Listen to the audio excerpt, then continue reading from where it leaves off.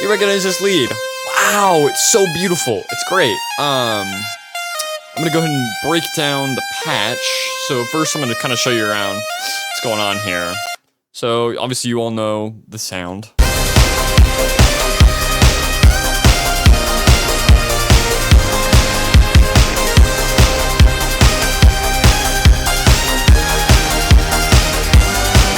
Definitely one of my greatest leads I've ever written. But it all comes from a simple patch known as the Hyperleap in Serum 2. Now we're gonna go and recreate. You can recreate this in almost any synth. I mean, it's really not that hard. Because, I mean, we're using 2 oscillators, so you don't have to worry about the 3rd oscillator, especially if you're still on Serum 1. It's essentially just 2 saw wave oscillators. This one is, I don't even know where I got this wavetable. It's probably from some random pack. I want to say it's from Massive, but I'm not sure. It's essentially just a saw wave instilled on a pulse width modulated square wave. So if you don't know what a pulse width modulation square wave looks like, I can show you. It is under PWM. Looks like that.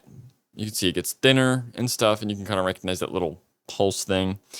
Very complex synth stuff that probably don't need to get into if you're not worried about it. But on its own, that's not on its own. This is on its own. Sounds like this.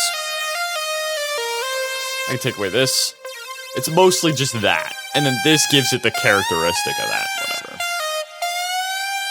And then I've got some chorus, delay, and reverb. Normally, I try to not use, I'm gonna go make this smaller, use inside the plugin or on the channel reverb stuff unless it's for a very specific scenario. Well, exactly a snare. In the case that, yes, I do that a lot on snare drums. It makes sense in that scenario for me because if I'm doing like a gated reverb, I'm not trying to go all the way to a send. I'll usually do it in that scenario. I'll make it a parallel rack and then send it via there instead of having to do a whole separate routing system just to get all that stuff working. Or if I'm doing like a pad and stuff, I just want a big reverb instead of sending it. I want to like make it blur out. I'll do it there. But generally, I try to avoid doing this for stuff like synthesizers